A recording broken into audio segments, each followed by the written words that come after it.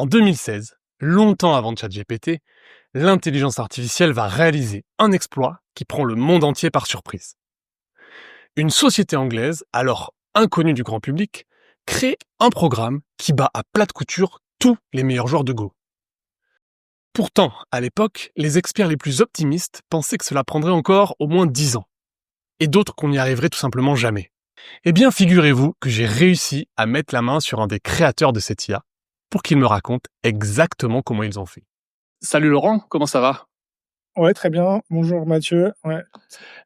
Écoute, bienvenue sur Tronche de Tech. Je suis hyper content de t'avoir. Ça fait un petit moment qu'on avait commencé à discuter du potentiel épisode là qu'on va faire aujourd'hui. Donc je suis très content de t'avoir. Je vais pas spoiler, je vais te laisser faire un petit exercice au tout début et après je ferai une espèce de mini intro. Mais est-ce que tu pourrais te présenter en 3 phrases maximum? Ouais, merci de m'avoir invité. Je m'appelle Laurent Sif, je suis cofondateur et CTO de H, où on construit des agents et des modèles computer use. Avant ça, j'ai passé une dizaine d'années à Google DeepMind, où j'ai travaillé sur plusieurs projets phares de DeepMind comme AlphaGo et AlphaFold, et ensuite les LLM. Et puis à côté de ça, j'ai 3 enfants en bas âge et ma femme est aussi entrepreneur, donc on n'est pas trop. Voilà. Une vie mouvementée, quoi. Ouais. OK. Et ben, donc comme tu l'as dit, donc t'es quand même un grand spécialiste de l'IA, qui est quand même le sujet en ce moment dont on parle beaucoup, donc on va pas mal parler de ça. Donc j'ai envie de parler de ce que vous faites chez The Edge Company, et j'ai aussi envie de revenir pas mal sur DeepMind parce que moi, je suis un grand fan de Go. J'étais joueur de Go. Enfin, je joue un petit peu, tu vois. Et donc, j'ai beaucoup suivi l'explosion de DeepMind au moment de AlphaGo, la partie avec Lee Sedol, tout ça. Donc, voilà, j'aimerais bien que tu me racontes un petit peu ce que tu as fait là-bas. Et donc, ma première question pour toi, avant d'embrayer sur ces sujets-là, c'est comment t'es arrivé dans la tech, toi? Ouais, alors comment je suis arrivé dans la tech? Bah, à l'X, je faisais un peu bon, je suis rentré plus par la voie maths, mais j'étais intéressé par la tech. Voilà, bon, il y avait les iPhones qui sortaient un peu pendant que j'étais là-bas, donc j'ai commencé à pas mal m'intéresser là-dedans. J'avais pris le cursus informatique. Pendant ma thèse, donc j'ai fait une thèse après l'X avec Stéphane Mala, où j'ai fait des maths appliquées sur du machine learning, sur la vision par ordinateur. Ok. Pendant ma thèse, j'ai eu l'opportunité de faire un stage à Google Brain, qui était en fait voilà, le tout début du deep learning à Google. Je crois qu'ils avaient racheté la société de Jeff Hinton et Ilya Sutskever. Et c'était devenu un peu Et Ilya Sutskever, c'est OpenAI, c'est ça? ouais, c'est le chief scientist de OpenAI. Et Jeff Hinton, c'est qui déjà? C'est un professeur, enfin, du coup, il a passé beaucoup de temps à Google Brain, mais c'était un des pères un peu du deep learning. Ok. Hem voilà. Ok. Et derrière, finalement, en fait, toi, t'es pas, tu fais pas de l'informatique avant l'école d'ingénieur. C'est en école d'ingénieur où tu commences à prendre cette voie-là et à aller dans l'AI, en fait. Ouais, donc à l'X, en 4e année, j'ai fait le master MVA, maths, vision, apprentissage. Ok. À l'époque, c'était quand même encore assez, un truc, presque un peu de marginaux, on va dire. Parce que je pense qu'aujourd'hui, c'est un peu la voie royale, mais à l'époque, voilà, c'était pas hyper hypé, Hmm. mais c'était intéressant déjà, et On faisait quoi à l'époque, du coup, pré-deep learning dans ces programmes-là? bah, il y avait, voilà, des enfin du machine learning, un peu non linéaire, ouais, des SVM, des Gaussian Mixture Model. Ok. Alors, il y avait pas encore, enfin, c'était pas vraiment clair que le deep learning allait être Aussi dominateur, enfin aussi, ouais. dominant. Ouais, je pense que c'est devenu plus clair en 2012, 2013, quand il y a eu AlexNet, qui a roulé un peu sur toutes les anciennes approches de computer vision, pour Oui, vraiment. compétition ImageNet, là, voilà. Ouais, c'est ça. Il y avait une compétition chaque année et d'un coup, il y a eu une grosse augmentation des capacités de reconnaissance. En fait, c'est ce truc-là qui a cassé la compétition, en fait. Oui, avant, c'était plus des SVM sur des features engineered, des Snift ou voilà, des choses vraiment complètement design à la main. Et puis, je crois, je sais plus, c'était en 2012 ou en 2013, où les vainqueurs avec une assez grosse marge, c'était bah, justement l'équipe de Hinton, Alex Krzyzewski, où ils avaient fait un DeepNet Et, qui et, avait. Voilà. et depuis, c'est plus que du réseau de neurones à cette compétition. Ça, elle continue cette compétition. Je sais, je pense qu'elle est. Bah, le benchmark est utilisé, mais enfin, à ma Ouais, connaissance, c'est pas une compétition récurrente. Enfin, peut-être, d'accord. j'avoue. Ok, ok. Non, mais Mais j'avais cru lire que à partir du moment où il y a eu ce moment-là, l'année où ils gagnent, et à partir de là, toutes les approches sont des approches deep learning parce que c'est les trucs qui marchaient le mieux sur ce sujet-là, quoi. ouais, donc c'est ça, quoi. C'était en 2012, je pense que c'était devenu 2012-2013. Et ouais. Ok. Et derrière, et donc du coup, comment tu arrives chez DeepMind? En fait, t'as passé longtemps là, presque 10 ans, je crois. Mmh. Donc moi, j'avais fait un stage pour Google Brain, j'avais une offre de retour. Finalement, donc j'avais pas eu le visa H1B, c'était une loterie à l'époque. Il y Ok. avait à peu près une chance sur 3 de l'avoir, donc bon, je l'ai pas eu. Et du coup, j'avais demandé à Google ils venaient de racheter DeepMind, et du coup, je leur ai demandé, bah, de me transférer là. Et du coup, ouais, ils ont accepté. J'ai fait un petit entretien. Attends, ce truc-là, déjà juste, ce truc-là, j'étais pas au courant du tout, mais donc, t'es chez Google, tu peux pas être embauché parce que tu n'as pas le visa, parce que c'est de la loterie. C'était ça le truc, Ouais, c'était vraiment. j'avais un visa de stagiaire, donc j'étais en Ok. stage. Donc pour le stage, il y a pas de problème. Après, pour revenir en permanent, ouais, il faut un visa. Ah ouais. Donc c'est bon, non, H1B, ouais, H1B, c'est toujours la loterie. Et Ok. sinon, après, il faut un visa O1, mais là, j'avais pas encore le track record, je pense, pour justifier le visa O1. Du coup, moi, D'accord. voilà. Mais donc, normalement, ouais, c'est ça. Ok, mais ça veut dire qu'aujourd'hui, enfin aujourd'hui, pour ce visa O1 que t'appelles, c'est-à-dire qu'ils doivent faire la demande aux O1, US. il faut démontrer que on est quelqu'un de vraiment top of the field et irremplaçable. Je crois qu'il faut 5 lettres de recommandation. Ah Ouais, ouais, ok. ouais, je crois que c'est assez dur à avoir, Ok. mais Mais enfin, donc je sais du, pas comment c'est aujourd'hui. Mais ouais, mais donc du coup, c'est ça qui fait que tu t'orientes vers ouais, DeepMind. c'est ça. Et donc au début, je devais rester 1 an, mais finalement, je suis resté pendant presque On 10 ans. l'entend. Et donc tu fais quoi chez DeepMind? Donc dis-moi, au tout début, je fais un peu de reinforcement learning pour l'exploration, pour la curiosité. Bon, ça, sur des labyrinthes, en fait, pour être, voilà, Des jeux, quoi, déjà ouais, c'est des jeux, ouais, c'est des jeux, mais c'est des trucs un peu plus théoriques. Et après, rapidement, en fait, il y a l'équipe d'AlphaGo qui est montée, donc là, j'ai l'opportunité de participer à ce projet. Et donc je passe un peu plus de, voilà, 9 mois sur le projet, Ok. de à peu près mai 2015 à mars 2016, jusqu'au match avec l'ICEDOL en Corée. C'est hyper court, non? Parce que, attends, tu vois, moi, j'ai le souvenir de, pour avoir vu un peu le jeu de Go, c'est pendant un moment, t'as des IA de Go qui sont pas très fortes, tous les professionnels, même pas les forcément très professionnels très très forts, ils rigolent un peu, tu vois, ils se disent, bon, en fait, on est très loin. Et Ouais. puis, et puis, Lee Sedol, c'est quand même un des meilleurs joueurs du monde. Et d'un coup, en fait, on arrive, donc, ça veut dire qu'en 9 mois, en appliquant des approches reinforcement learning, on résout le problème, entre guillemets. Alors moi, quand j'ai rejoint le projet, c'était pas le tout début. C'était au début, en fait, il y avait eu un stagiaire, Chris Madison, qui avait fait un stage avec bah, justement Ilya Sutskever. Et son projet de stage, c'était justement de faire un deep network qui prédit les prochains moves d'une partie de Go, étant donné l'historique. Et en parallèle de ça, ils avaient recruté un spécialiste de MCTS, qui était Aja Wang, qui avait passé, je crois, toute sa thèse, son postdoc à développer Crazy Stone qui était un des meilleurs engines de Go, donc ils avaient quand même un expert du MCTS. C'est quoi MCTS? MCTS, c'est Monte Carlo Research. Ok, C'est bah, un algorithme de recherche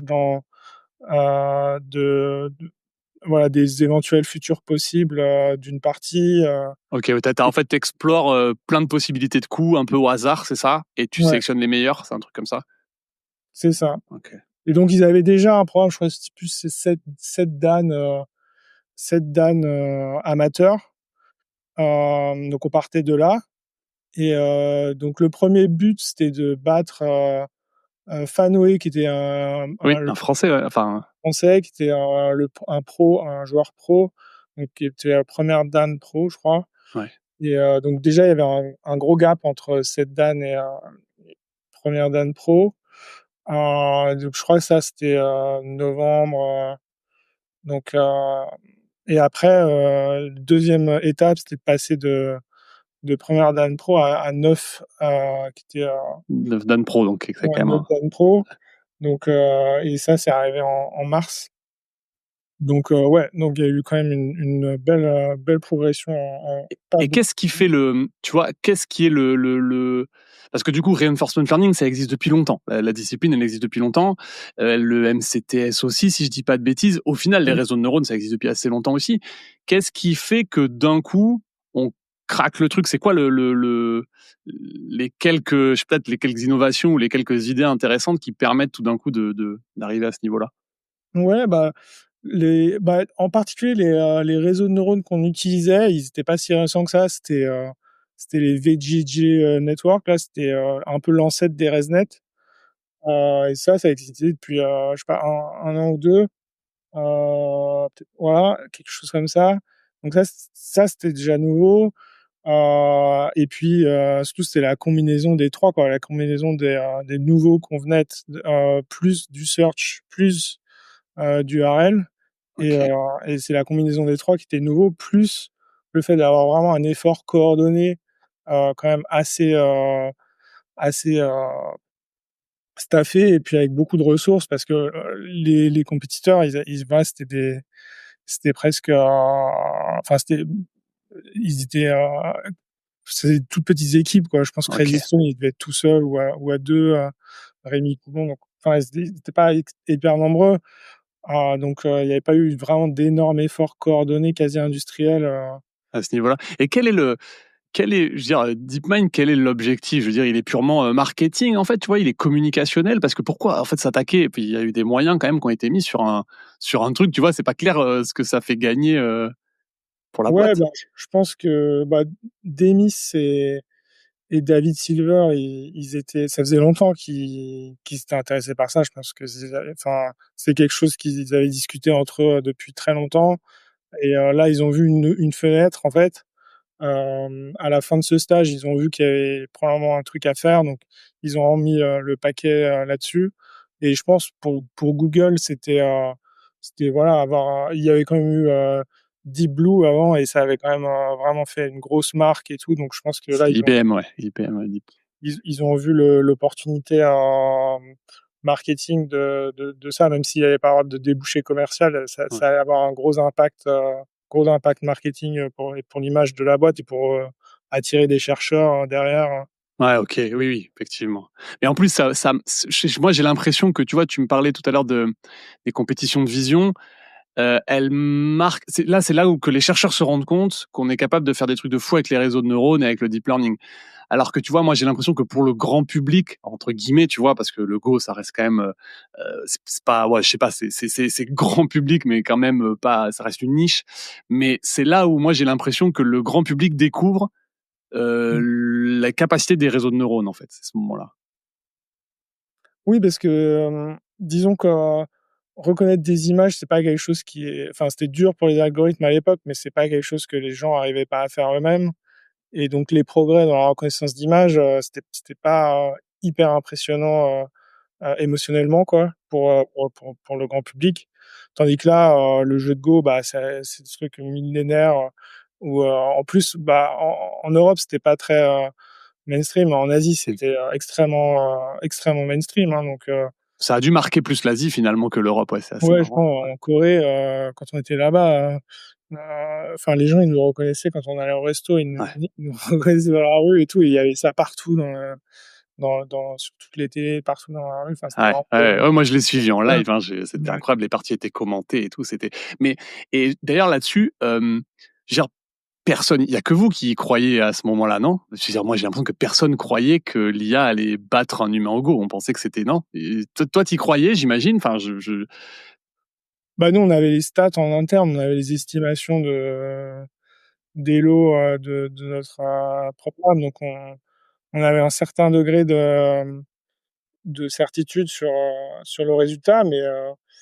hem si, je pense qu'il y avait d'autres efforts, il y avait, je crois Meta qui avait un effort aussi, heu, Dark Forest qui était en parallèle de celui-là, mais OK. Mais le autour de toi, tu vois, les gens, tu dis, ils te reconnaissaient dans la rue et tout, ils vous ces gens-là, ils y croyaient, tu crois? Le public y croyait? c'était pendant le match, quoi Ouais. et Ah OK, ouais. ouais. Non, je pense que les gens étaient assez, dubitatifs avant le match, ouais, ils étaient très dubitatifs, même Louis César, je crois qu'il était assez dubitatif. Il avait fait des déclarations comme quoi il était super serein en fait, hein, il pensait pas que Ouais, d'ailleurs, il a même dit, de mémoire, il dit à la fin du match, parce qu'il gagne 1 sur les 5 à l'époque, ouais, c'est AlphaGo, je crois, c'est pas encore AlphaZero, mmh, et il en gagne 1 sur les 5 avec un coup qui est assez incroyable, tu sais, moi je me ouais, rappelle de ce truc où ce coup que personne n'a vu et tout le monde a dit: «Waouh, génie», mmh, et il dit, à la fin, il dit: «En fait, si j'avais tout gagné, j'aurais eu moins de fierté qu'en en ayant perdu 4, en ayant gagné quand même une». En fait, il était quand même finalement fier d'avoir réussi à sortir cette partie. Il dit un truc comme ça, je crois, à la fin. ouais, ouais, ouais et non, bah, je pense, déjà, c'était assez miraculeux, effectivement, enfin, par rapport aux infos, enfin, aux statistiques qu'on avait, c'était très on était vraiment surpris Ouais. et c'est vrai que, du coup, ça a rendu la 5e partie beaucoup plus stressante parce que c'est vrai que s'il avait gagné les 2 dernières, Il y ça aurait aurait eu pas été la 10. même story parce que là, ça aurait été un peu, bon, il a figure out, mais Ouais, il a craqué bon le truc, quoi, un peu. Ouais, ouais, OK. Ouais. mais là, du coup, ça a vraiment rendu la 5e partie intéressante. Je pense que même pour DeepMind, ça aurait été moins intéressant d'avoir 5 wins, Ouais, d'affilée. Là, ça a rajouté un peu de tension et c'était ouais. Oui, oui, il y a un truc dramatique un peu, hein. ouais, Et donc en plus, est-ce que donc derrière vous on peut parler peut-être des autres travaux qui ont été faits après ce match-là? Parce que tu as travaillé ouais. aussi dessus. Est-ce que d'ailleurs ces travaux-là, ils sont faits parce qu'il y a une partie perdue, ou ils auraient été faits de toute façon, en fait, vous aviez déjà, en tête d'autres, approches? Bah, je pense qu'il y avait 2 choses. Il y avait, d'une part, effectivement, la volonté d'arriver à un truc, parfait, quoi. Enfin, Mmh. le perfectionnisme un peu de Demis qui bon, c'était un beau résultat, mais voilà, lui, il voulait, vraiment, Que ça craquer soit, le truc, quoi. tellement au-dessus que ça soit plus discutable, quoi, c'est Voilà, donc ça, c'est pour ça qu'après ils ont refait un une autre série de matchs, contre Keiji, en Chine, 1 an après et puis même ils ont joué sur internet, et puis donc scientifiquement aussi, il y avait la question de, est-ce que, bon là, le AlphaGo, il avait été initialisé avec, toutes les parties humaines, jouées sur internet, mais, la question c'est est-ce qu'on peut le faire mmh, sans cette connaissance et juste avec, un algorithme qui découvre tout seul, les règles de manière complètement émergente.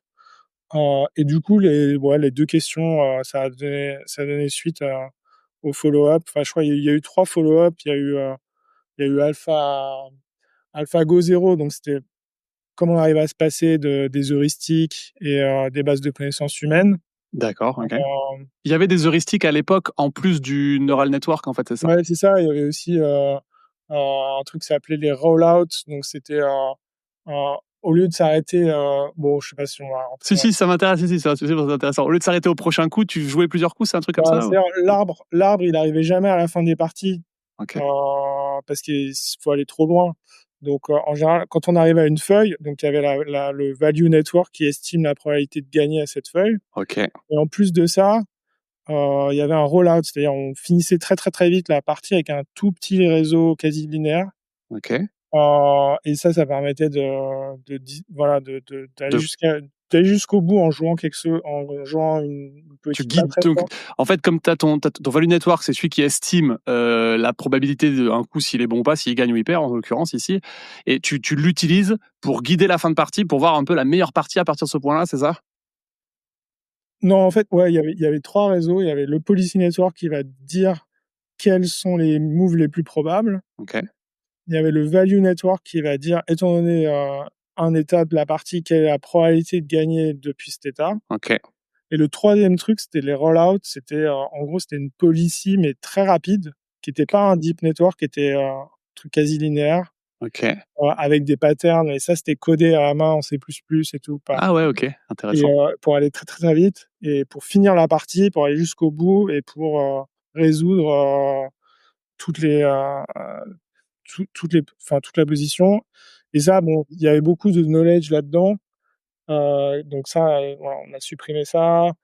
Heu, C'est Après un dans la truc, alors juste que je comprenne, c'est un truc que tu avais donc dans AlphaGo, ouais, et c'est un truc qui te permet d'avoir une espèce d'heuristique qui vient un peu confirmer ton estimation de si ton move est bon, en fait, c'est un peu ouais, ça? OK, parce que ouais, le value network, il est pas parfait, en fait, c'est ça? Donc c'est tu ça. viens un petit peu éviter, parce que je me rappelle qu'il y avait des trucs aussi sur AlphaGo à l'époque où il y avait des positions qui étaient évidentes pour l'humain et où lui, il les jouait un peu loin alors que ça servait un peu à rien, tu vois? Des trucs un peu genre ce qu'on appelle des échelles là, tu vois? Il y avait des trucs Ouais, un peu comme ça.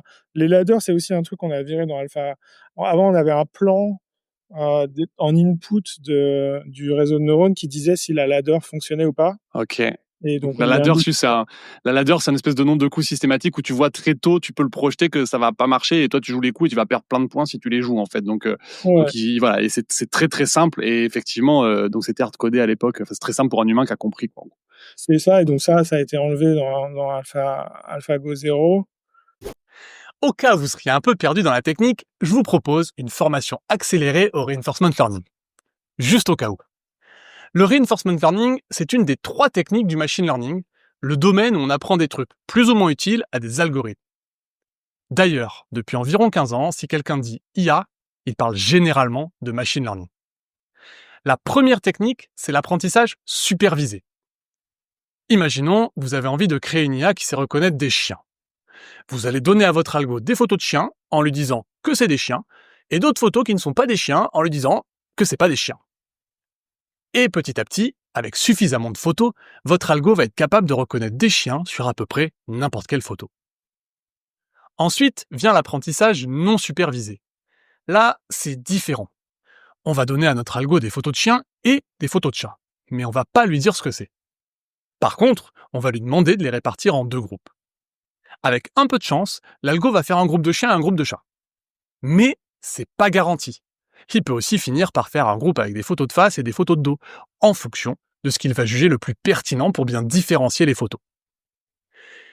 Et si vous avez l'idée de lui demander 3 groupes, allez savoir ce qu'il va faire. Peut-être les chiens, les chats et les chiens qui se déguisent en chats. Enfin, on a l'apprentissage par renforcement. Cette fois, on veut que notre IA apprenne un comportement. Et contrairement aux 2 autres méthodes, on va le faire sans données. On va pas lui montrer de bons comportements ou lui apprendre à en reproduire un. Mais on va la laisser essayer de trouver le meilleur comportement elle-même, en lui donnant des récompenses. Un peu comme on dresse un chien ou comme on apprend à un rat à conduire une mini-voiture. Et oui, il y a des gens qui apprennent à des rats à conduire des mini-voitures. Concrètement, en fonction de notre problème, il va y avoir un ensemble d'actions possibles, et l'algo va les essayer pour tenter de comprendre petit à petit ce qui est bien ou pas bien. Par exemple, pour apprendre à pas mettre sa main dans le feu, vous allez dire à votre enfant « mets pas ta main dans le feu ». Avec l'algo de reinforcement learning, on est un peu plus sadique, alors on le laisse essayer. Il met sa main virtuelle dans le feu, et sa récompense, ça va être « ça brûle très très fort ». Alors vous allez me dire que c'est un peu bizarre comme récompense. Donc, pour être plus précis, c'est plutôt une sorte de signal qu'on lui envoie. On parle de récompense car on l'envoie sous forme de nombre. Ici, par exemple, on peut lui envoyer -100. On peut appliquer le reinforcement learning à plein de problèmes. Apprendre à un drone à voler, vous suggérer la bonne série Netflix, ou même décider du traitement adapté pour un patient. Pour cette vidéo, par exemple, YouTube utilise aussi le reinforcement learning. Il vous suggère la vidéo, et si vous la regardez, que vous mettez un like, il va se dire qu'elle est bien et la proposer à plus de personnes. Tu crois qu'ils ont compris le message? Ouais, pas besoin que je leur dise de liker la vidéo alors. Quel que soit le problème, l'essentiel, c'est que notre algo puisse interagir et comprendre les conséquences de ses actions. Donc la récompense, mais aussi l'impact de son action sur son environnement. Et ça, c'est ce qu'on va appeler l'état. Pour un robot, ça peut être sa position. Pour un jeu d'échecs, ça va être la configuration de l'échiquier, etc. Là, on a les 3 ingrédients principaux du RL. L'état, la récompense et l'action. La mission de l'IA, c'est de trouver la stratégie qui lui permet d'obtenir le plus de récompenses, sur le long terme. Et ça, c'est important, et ça pose plusieurs problèmes. Vous connaissez peut-être le test du chamallow.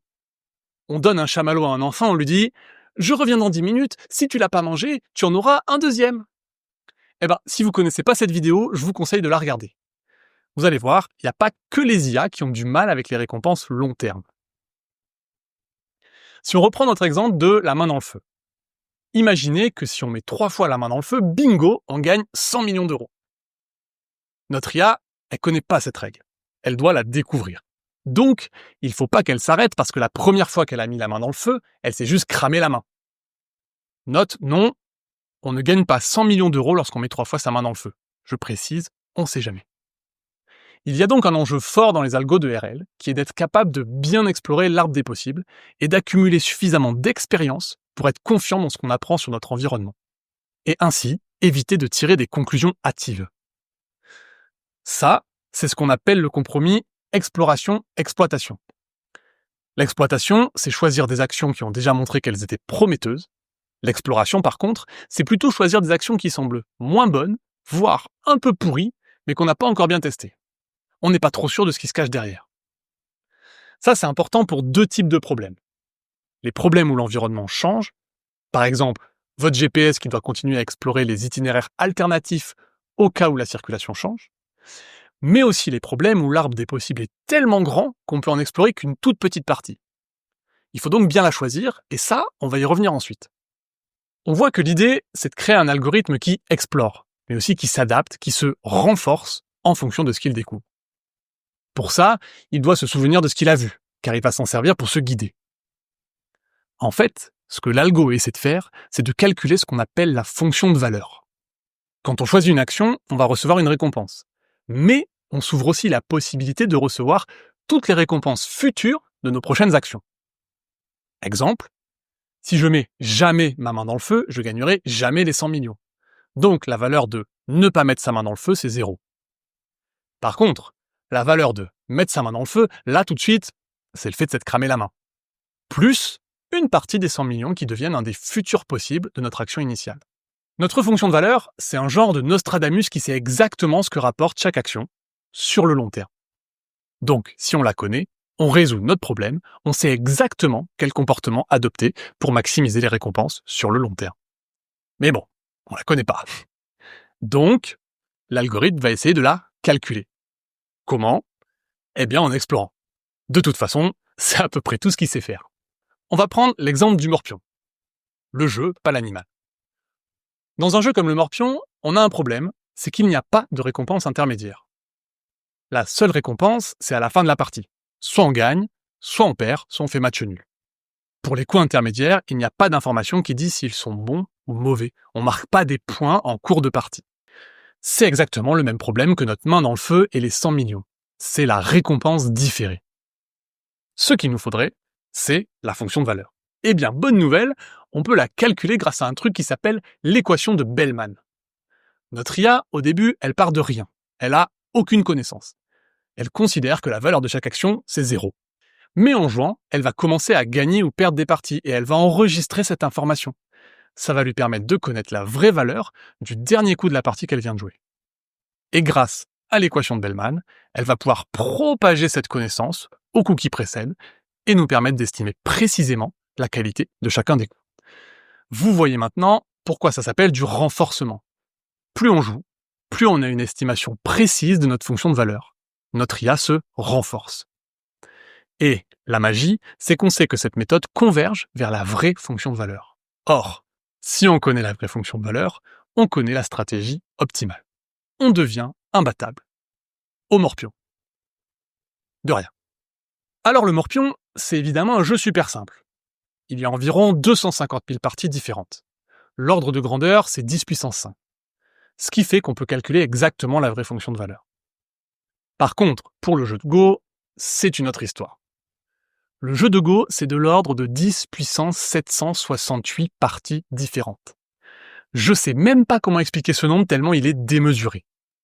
À titre de comparaison, on estime que dans l'univers, il y a environ 10 puissance 80 atomes. Donc autant vous dire que la fonction de valeur, on n'est pas près de la connaître. Et pourtant, grâce au RL, on a réussi à créer une IA surhumaine au jeu de Go. Enfin, j'ai dit on, moi j'y suis pour rien. Hein. Cette IA, c'est AlphaGo. C'est elle qui a battu Lee Sedol, l'un des meilleurs joueurs de Go au monde, 4 parties à 1 en 2007. Le cœur de AlphaGo, c'est le Monte Carlo Tree Search, ou MCTS. C'est un nom assez compliqué pour un truc finalement assez simple. Quand vous jouez au Go ou aux échecs, avant de jouer votre coup, vous simulez dans votre tête les 3, 4, 10 prochains coups. Vous visualisez votre plateau, après ces coups, et vous vous dites si c'est bien ou pas. C'est comme ça que vous allez trouver votre meilleur coup. Eh bien, le MCTS, c'est la même idée. On va simuler la suite de la partie.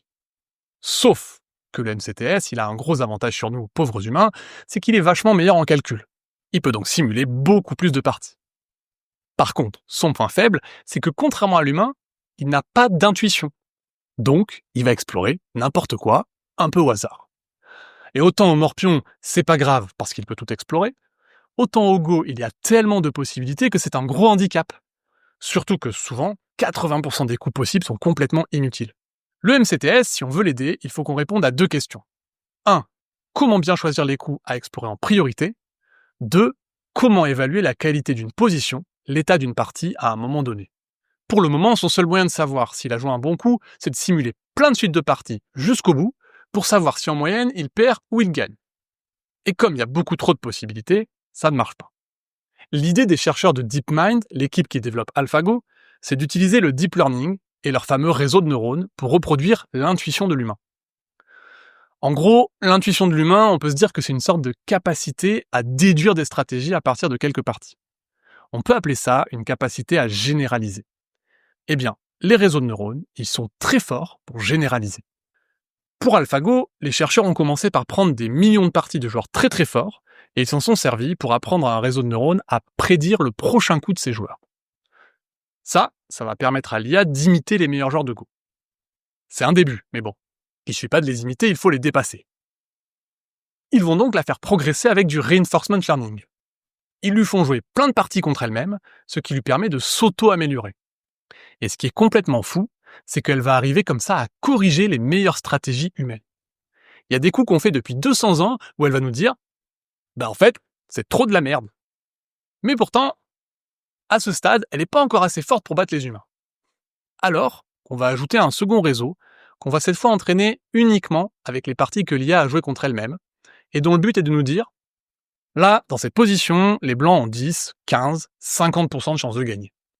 Cette probabilité, c'est d'ailleurs notre fameuse fonction de valeur. Avec ces 2 réseaux, notre MCTS, il n'a plus rien à envier à l'humain. Grâce au premier, il sait quels sont les prochains coups qu'il doit explorer, et grâce au second, au réseau de valeur, il sait dire si une position est bonne ou pas. Il n'a plus qu'à choisir le meilleur coup. Enfin, pas tout à fait, parce que pour AlphaGo, il y a une toute dernière subtilité. Malheureusement, notre réseau de valeur, il n'est pas assez précis. Pour compenser, AlphaGo fait des roll-out. Ça veut dire qu'il joue jusqu'au bout plein de parties, très très vite, guidé par un autre réseau beaucoup plus petit, beaucoup plus simple. Ça lui permet de calculer une autre estimation de sa probabilité de victoire, qu'il combine avec l'estimation du réseau de valeur pour se sécuriser. Et voilà comment, grâce au reinforcement learning, la machine est devenue plus forte que l'humain au jeu de Go. Évidemment, les équipes de DeepMind, elles se sont pas arrêtées au jeu de Go. Après, ils avaient généralisé à Alpha 0, c'est-à-dire c'était plus que le Go, c'était aussi les échecs et le shogi. Donc c'était généraliser l'approche à 2 autres jeux de plateau. Ok. Après, il y a eu Mu0, où c'était la dernière itération où ils ont enlevé en fait les règles, parce que dans le Tree Search, il y a le simulateur du board game, donc ça fait l'hypothèse qu'on a accès au simulateur parfait du jeu. Donc, on va pouvoir appliquer les moves et avoir l'état futur de la board. En fait, en gros, tout est déterministe, c'est-à-dire tu joues un coup, tu sais ce qui se passe, tu joues un coup, c'est ce qui se passe, alors qu'il y a des mondes, des jeux typiquement, Ouais, où tu joues un coup et derrière il se passe des trucs que t'as pas pu anticiper en fait, qui sont aléatoires théoriquement. C'est ça? c'est ça et donc Musero, c'est des trucs qui est adressé à un problème général où il y a pas de où le Trisearch n'a pas accès au simulateur. Ok, donc il sait pas, et oui, il peut pas. Oui, ok, je comprends. Il comprend pas exactement l'état dans lequel il va se trouver après un coup en fait. Ouais, voilà, on lui donne pas l'état futur Ok. dans le Et ça s'applique à quoi concrètement comme. le dans le papier Museo, ça on avait rajouté, Atari, hem, donc Ok. mais heu, mais ouais, sinon ça peut s'appliquer à tout un enfin Il y avait eu Starcraft aussi, non? alors StarCraft, c'était un autre projet, mais c'était un autre, il y avait pas de Trisearch dans StarCraft, c'était un autre, algorithme, purement RL, hem, Ça veut dire purement RL, ça veut dire pas de deep learning ou? si, il y avait du deep learning, mais il y avait pas de deep learning, plus RL, plus multi-agent, mais il y avait pas de Trisearch parce que c'est trop rapide, en fait, heu, pour, pour Ouais, il y faire a pas assez. Enfin, oui, oui, il y a peut-être le beaucoup jeu de est trop possibilités dans rapide. le jeu et le jeu va trop vite, ouais. Ok. Mmh. Ça, d'ailleurs, on n'a pas insisté dessus, mais c'est vrai que. Donc, tu as dit, en fait, on a couplé, ça, c'est un truc très fort. On a couplé reinforcement learning, qui à la base, en fait, il n'y avait pas le deep learning. En fait, reinforcement learning, si je vulgarise un peu à l'extrême, peut-être à l'époque, c'est de dire reinforcement learning, c'est j'explore un truc, j'explore, et puis à un moment, j'ai des récompenses, je vois si ça me fait gagner, si c'est des bonnes positions, etc. Et ça me permet d'évaluer un peu à chaque étape si c'est bien ou pas. Et le problème, c'est que le Go, c'est trop compliqué pour que tu arrives à ce qu'on appelle backtracker, en fait, que tu arrives à vraiment ramener au coup du début la valeur un peu de la fin. C'est un peu ça l'idée ou. Bah, finalement, ça a fonctionné, hein, Ouais, mais ça a fonctionné mais grâce au deep learning. voilà. C'est le deep learning qui te permet de faire tout ça, alors qu'avant, on n'arrivait pas vraiment à aller très loin dans un problème avec du reinforcement learning pur, c'est ça? Ah oui, bah, il y avait pas la capacité, ouais, il y avait pas la capacité d'approximation, suffisante, Ouais. ouais. Pour avoir, c'est ce que tu appelais le policy network et le value network, là, c'est ça. Mmh. Ok. Ok. Et cool. Attends, je vais revenir sur un truc. Tu as dit le Musero, donc appliqué à Atari. Et si je dis pas de bêtises, il y a un papier avant AlphaGo. Il n'y a pas un papier qui, je sais plus si c'est avant AlphaGo ou après, qui travaille déjà sur, tu sais, tous les jeux d'Atari, justement, là, les 8 jeux. Et c'était un Ouais, peu. C'est un papier qui est avant. c'était avant, donc ça, c'était DQN, c'est un peu le papier qui a lancé, DeepMind, où, voilà, je crois que c'est là-dessus qu'ils ont fait leur démo, et c'est là-dessus que Google avait racheté, D'accord. Ok. Mais c'est là. Picsou, Ouais. mais ouais. C'est là qu'on résout les premiers jeux avec des deep, enfin du deep reinforcement. DeepQ, Network, donc c'est ça, c'était un convenet qui voyait les images de jeux Atari qui allaient prédire, la valeur des actions, futures et jouer, l'action, avec la meilleure valeur Et et du donc coup, ça, c'est ouais. aujourd'hui, il y a des jeux qu'on résout. Enfin, c'est quoi les jeux qu'on résout pas aujourd'hui avec ces approches Bah, je pense que, aujourd'hui c'est enfin, voilà, il y a beaucoup de, heu, Google a mis beaucoup d'efforts pour, craquer, StarCraft. OpenAI a mis beaucoup d'efforts, pour craquer, je crois que c'était, Dota ou,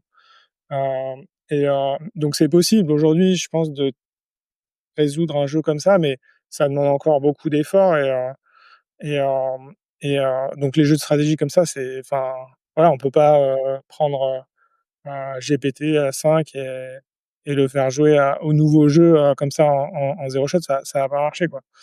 Donc ça reste quand même, et puis je pense qu'il y a des pro il y a des jeux, avec des horizons de temps, très longs, c'est encore plus dur, quoi. c'est pas encore, résolu, Ouais. quoi. Ok, intéressant.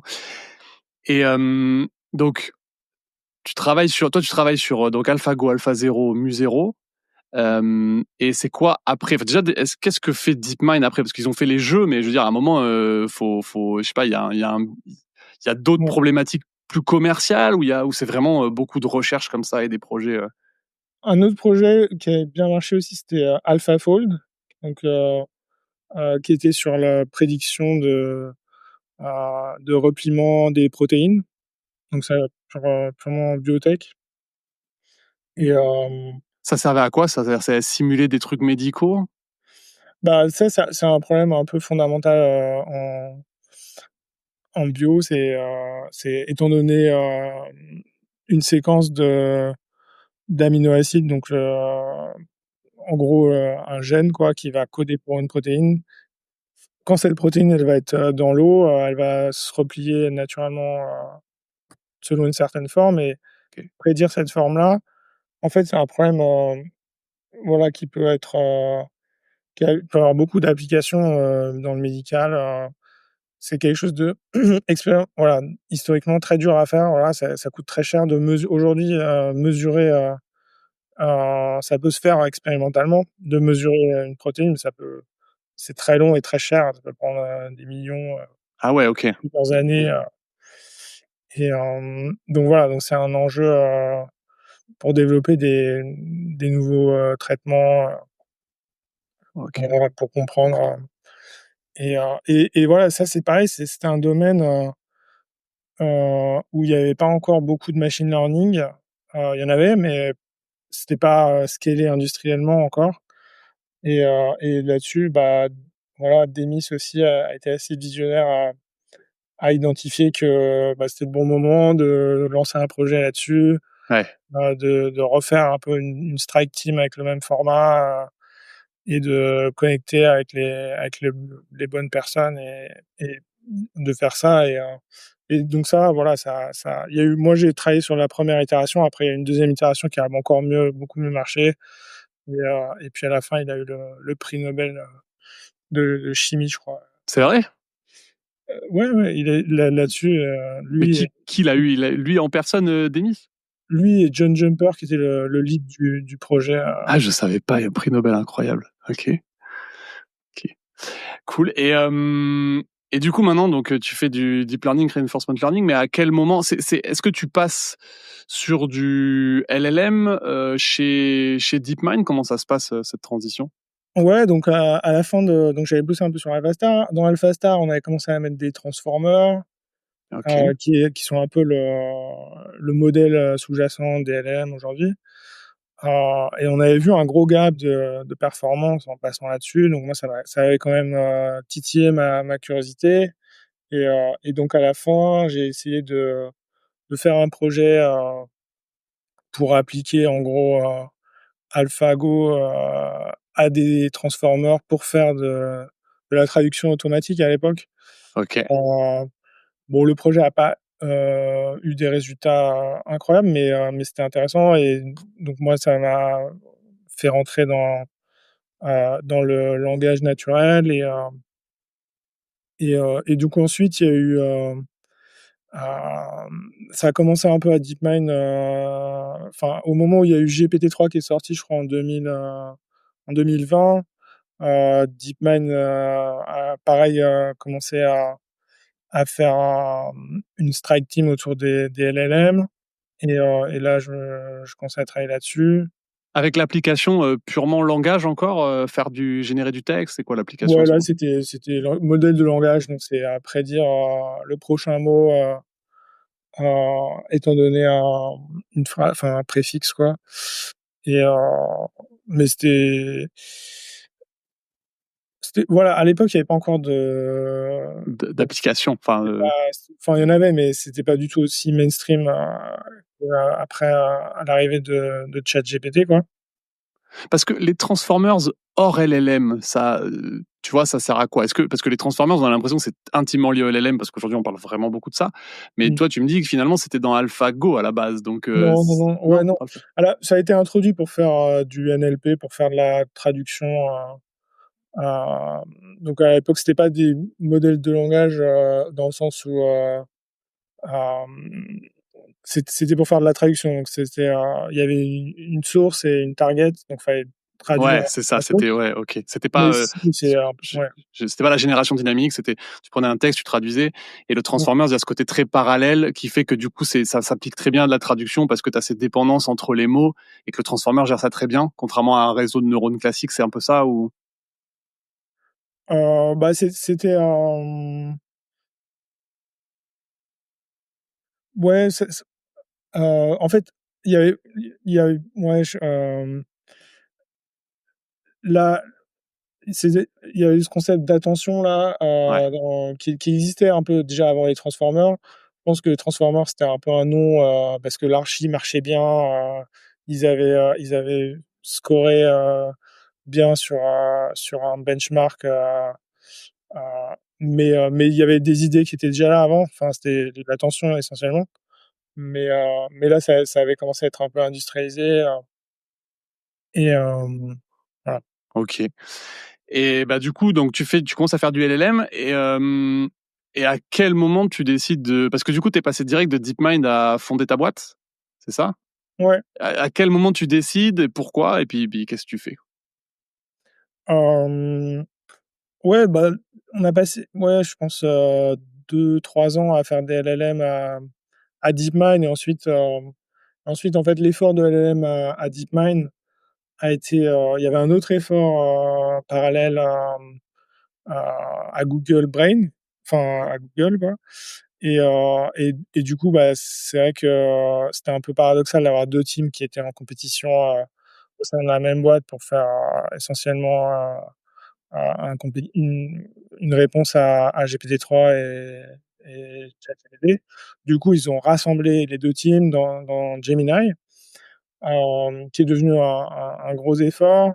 Hem, Après moi, je suis passé sur un projet, open source, Gemma, qui, voilà, qui était, le but, c'était de sortir des LLM, state of the art, open source. Et puis, bon, DeepMind a vraiment commencé à être absorbé dans Google à ce moment-là. Il y a eu le merge avec, Google Brain, après avec Google Research, donc c'est devenu vraiment une très grosse, structure. OK. Et moi, j'avais envie de retourner à quelque chose de plus petit, Plus donc entrepreneurial, quoi. voilà, plus entrepreneurial. J'avais beaucoup aimé les vibes de DeepMind au début, où en fait, c'était encore, relativement une start-up complètement isolée de Google et tout, et je voulais revenir à quelque chose comme ça. Même avant Google, j'avais essayé aussi de faire un peu, ouais, presque une boîte. Enfin, on avait fait une boîte, Ouais.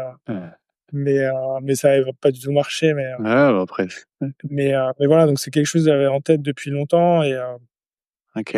et voilà, donc Et donc là, tu as déjà cette idée donc tu as cette idée en tête que les LLM ont un potentiel de ouf. Enfin, tu vois quand même un petit peu, tu as une vision déjà de ce que vont pouvoir faire les LLM et donc tu te lances là-dedans et c'est quoi ta c'est la vision en fait de ce que tu as envie de faire? ouais, bah, moi je me disais, hem, moi j'ai passé pas mal de temps à travailler sur des jeux, c'est-à-dire des problèmes où il y a des c'est un environnement avec lequel il faut interagir pour arriver à accomplir une tâche. Et là, il y a ce nouvel outil, les LLM. Et en fait, c'est super excitant, je trouve, de plutôt que de générer du texte, bon, il y a du RL dans les LLM parce qu'on optimise, la préférence de l'utilisateur, mais c'est pas vraiment un environnement, dans le même sens qui est aussi bien défini qu'avant, Non, ouais, donc moi, c'est ça qui m'intéressait, c'était de voir à quel environnement concret on allait pouvoir appliquer ça, pour faire interagir le modèle avec des environnements super complexes, et voilà, donc c'est ça que c'était un peu ça l'idée de H, c'était de faire, une sorte d'équipe de recherche, qui va ramener cette culture, AL, mais LLM, pour l'appliquer à quelque chose de concret, quoi. OK. Et vous l'appliquez à quoi aujourd'hui? Bah, là, on développe des agents, ce qu'on appelle des agents computer use. OK. Donc c'est-à-dire qu'ils vont prendre le contrôle d'un ordinateur, donc soit d'une application comme, un browser web, soit, carrément du desktop, donc ils vont pouvoir interagir comme un humain le ferait en observant des screenshots, en allant cliquer, avec le même action space qu'un humain, hem, voilà, pour vraiment prendre le OK. contrôle. Je pense qu'aujourd'hui, il y a donc dans le terme agent est assez, Ouais, surchargé. j'allais te demander la définition un peu, ouais. Ouais. Il y a beaucoup de ce qu'on appelle agents aujourd'hui, c'est, soit, des agents de code, donc qui vont, interagir avec du code, qui vont prédire du code, l'exécuter, regarder, l'exécution, modifier, le code en fonction de ce qui s'est passé dans l'exécution. Ça fonctionne hyper bien, il y a énormément de voilà, Cursor, énormément de succès autour de ça. Il y a aussi, bah, des agents, type, RAG ou function calling. Donc RAG, c'est, Retrieval Augmented Generation, où on va aller, on pose une question à un LLM. Bah, le LLM, plutôt que d'avoir tout le knowledge dans ses poids, il peut aller, interroger une base de données, il va récupérer de l'info, il va le mettre dans le contexte et donc Tu ça réduis un petit peu son espace enfin, tu réduis. En fait, il a tout l'entraînement, mais par contre, tu lui dis: «Moi, ce à quoi je veux parler, c'est tous ces textes-là qui ouais, sont à moi, en fait. C'est avec ça que je veux tu réponds». donc c'est ça, on va le brancher à toute le knowledge base d'une entreprise et pour le mettre dans le Mmh. contexte du LLM. Ça, c'est le RAG. Et après, tout le call, c'est on va lui donner accès à quelques fonctions, mais qui sont bien définies, donc pour lesquelles il y a une bonne API, bien claire. Donc ça aujourd'hui, c'est relativement bien adressé, mais finalement, ça couvre pas tout. Enfin, il y a énormément de choses qu'on fait,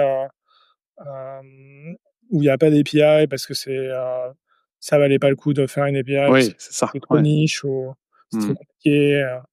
Il y a plein de corner cases. En fait, il y a beaucoup de ce qu'on fait il y a pas suffisamment de volume pour que ça vaille le coup de faire une API et du coup, où c'est compositionnel et donc là, je pense que tout ça, c'est pas encore vraiment adressé et c'est ça que Ouais, du coup, tu l'adresses en disant, je lui donne accès au même espace que l'humain, donc la souris, le clavier et cetera et mmh. donc lui, il va essayer de reproduire ça, pour finalement presque potentiellement, il pourrait presque créer une API en fait, qui passe par l'agent en gros, c'est un peu ça, quoi. Ouais, c'est ça, c'est d'APIiser le monde numérique pour l'instant Ouais, et OK. mais de manière beaucoup moins contraignante Que de qu'une faire coder une API et tout. Et donc tu as dit le browser, donc pour naviguer, donc pour, j'imagine, voilà, faire plein de trucs avec, tous les sites sur lesquels tu peux aller. Il y a d'autres agents que vous avez développés déjà? voilà, on commence à regarder aussi le desktop et le mobile. Hem, mais en fait, ça change pas tant que ça l'agent parce que l'agent qu'on avait, il faisait peu d'hypothèses sur le fait que c'est un browser web, donc ça transfère assez bien. OK. Mais tu vois, la question que je me pose, c'est quand même là, du coup, ce qui m'interpelle, c'est comment parce que donc ton agent, voilà, tu lui dis bon, quand il fait de la prédiction de texte, bon, voilà, on sait, il complète le mot et cetera, donc voilà, il a été entraîné sur tout un espace de texte. Là, aujourd'hui, ton agent, tu vas lui parler en langage naturel et il va traduire ça en je déplace la souris, je clique dans ce truc, je tape cette URL, etc. Donc ça, j'arrive à me dire, oui, il a compris dans ce texte, je lui ai dit d'aller cette URL, etc. Mais comment il comprend? Tu vois, est-ce que c'est toi qui crée une API pour dire, je comprends qu'il faut aller déplacer la souris, cliquer là, rentrer cette adresse. Tu vois, il y a une partie où tu sais, tu dis que c'est pas trop spécifique avec le browser, mais comment cette partie-là, en fait, elle est, j'interagis avec le browser, je saisis une URL, ce genre de choses, comment il le comprend? Comment il le... Ouais, alors, bah, nous, on part hem, d'un modèle, générique, quoi. Et dans le prompt, on lui explique, voilà, tu es un agent, computer use, tu as accès à ces capacités, donc tu peux cliquer, donc il faudra que tu écrives, click at, avec les coordonnées, tu peux aussi écrire à, enfin voilà, il y a une, je sais pas, une dizaine d'actions qu'il peut, effectuer. On lui met dans le prompt au début et après, ça c'est pour initialiser l'agent et ensuite on va, bah, faire du reinforcement learning où on va, ça cet agent, qui initialise, on va le faire plein de trajectoires, D'accord, OK. et ensuite on va entraîner un modèle dessus pour imiter les trajectoires qui ont marché essentiellement et éviter les trajectoires qui n'ont pas marché. Et Ah oui, OK, mais j'avais pas du tout en tête qu'il y avait du RL dans ces trucs-là, en fait, tu vois? OK, hyper bah, intéressant ça. il y en a pas toujours. Il y a beaucoup d'entreprises qui font juste comment dire, du prompt engineering où ils prennent des modèles foundational et ils développent. Mais nous, on essaie d'aller plus loin parce qu'on observe que en fait, il y a un ratio aujourd'hui en construisant un agent sur les derniers modèles foundational, ça va fonctionner, mais ça va être très très cher. Et après, ça va être très cher au point qu'en fait, ça vaut pas le coup par rapport à payer quelqu'un, par rapport à payer, en fait, ça c'est plus cher que de Ouais, que payer quelqu'un d'avoir du pour le truc, donc et c'est beaucoup moins bien. Donc je pense que pour que ce soit vraiment une réalité économique, il faut qu'arriver en fait, à un endroit dans l'espace efficacité-prix qui est pas celui auquel on est actuellement. Donc, on essaye de faire des plus petits modèles spécialisés pour ça, qui iront plus loin que les modèles foundational qui savent faire ça, mais aussi beaucoup d'autres choses. OK, donc spécialiser un peu plus et OK, les rendre aussi moins gourmands. Mmh. OK, intéressant. Et j'avais une question aussi pour toi, un peu, parce que du coup aujourd'hui là, c'est un peu la guerre, des talents là sur, l'IA, tu vois? Ouais. On a vu, j'ai vu là, c'est les salaires de joueurs de foot en ce moment qui sont recrutés un peu partout. Comment vous gérez ça, tu vois? Parce que toi du coup, tu entreprends en France, où, bah, c'est pas forcément le même, voilà, tu en plus tu face à des GAFAM, des gens qui ont un argent, quasi, je vais pas dire infini, mais comment tu fais en fait pour réussir à recruter et pour avoir, pour garder les talents, dans tes équipes? Ouais, bah, alors ce qui est bien, c'est que, en fait, tout ce qui est en amont, des GAFAM, donc voilà, bah, typiquement le master MVA, moi, que j'avais fait ou ce genre de filière, qui en France, on a vraiment des excellentes filières, de formation. Heu bah, ça a quand même relativement bien scalé avec la demande. Donc il y a beaucoup de nouveaux talents et il y a aussi tout un écosystème de boîtes en Europe, qui ne sont pas des GAFAM, mais où les gens sont très compétents, heu, voilà, tout aussi compétents, mais avec pas forcément, voilà, plus, plus à gagner et moins à perdre, mais donc on essaie voilà, de trouver des profils, hem, voilà, c'est sûr qu'on va pas aller chercher, les gros team leads des GAFAM, Mmh. heu, pour leur enlever les golden handcuffs, mais heu, mais par contre, il y a vraiment énormément de gens, très qualifiés, heu, en Europe et ça, c'est vraiment une force en Europe parce qu'on n'a pas, si on fait une offre à quelqu'un, il va pas revenir avec, 5 fois le truc chez OpenAI, quoi. Tandis que je pense que les gens qui font des startups, dans la Silicon Valley aujourd'hui, c'est ça leur challenge. Ah ouais, OK. Donc c'est quand même un gros avantage qu'on a, en Europe, c'est que le marché est pas encore, aussi délirant que West Coast, quoi. Donc Ouais, ouais. Ah, c'est intéressant ce que tu dis, effectivement. Donc des gens qui sont en Europe, qui veulent rester en Europe, qui ont envie de bosser en Europe. Et ouais. donc comme tu n'as pas cette compétition avec c'est intéressant parce que c'est vrai qu'on voit beaucoup les GAFAM américains comme, tu sais, un gros retard de l'Europe. Et je trouve ça intéressant de le voir comme ça, ouais. OK. OK. Et vous recrutez partout en Europe? On recrute, bah, principalement à Londres et à Paris. C'est là qu'on a 2 bureaux, physiques et voilà, ouais, surtout là. OK, cool. Le siège est à Paris ou le siège est à Ouais, le siège est à Paris, ouais. OK. Nice. Eh ben, écoute, hyper intéressant. C'est intéressant de parler avec toi sur tous ces sujets parce qu'ils sont quand même, enfin moi le Go me plaisait beaucoup, mais c'est vrai que tu vois, j'ai appris plein de trucs là sur les agents, sur le RL dans les agents. Je trouve ça, j'avais pas du tout pensé à cette approche, je trouve ça cool. Je voulais te demander un sujet un peu plus, je sais pas si c'est philosophique, mais tu vois, en ce moment, moi, je vois pas mal de trucs qui parlent de l'impact des LLM, des chats GPT sur l'apprentissage. Il y a même un livre qui a été publié pour dire de plus faire d'études et tout ça, voilà, bon. Mais toi, en fait, qu'est-ce que tu en penses? Et tu m'as dit que tu avais 3 enfants et je me demandais un peu comment tu voyais, bah, l'impact de l'IA sur eux et comment tu essayais peut-être de les préparer à ça, de gérer ce truc-là, Ouais, bah, je sais pas, moi, quand je repense à mon enfance à moi où je pense qu'il y a des trucs avec lesquels j'ai grandi qui existaient pas pour mes parents, voilà, internet, les smartphones, au final, c'est OK, enfin, donc je pense que je vais adopter à peu près la même approche, avec mes enfants et aujourd'hui, je les vois, ils utilisent là, on a une enceinte, connectée dans le salon. Un jour, je me suis réveillé, je dis: «Ah tiens, en fait, ma fille, elle parle tous les jours à OK Google et tout». C'est marrant.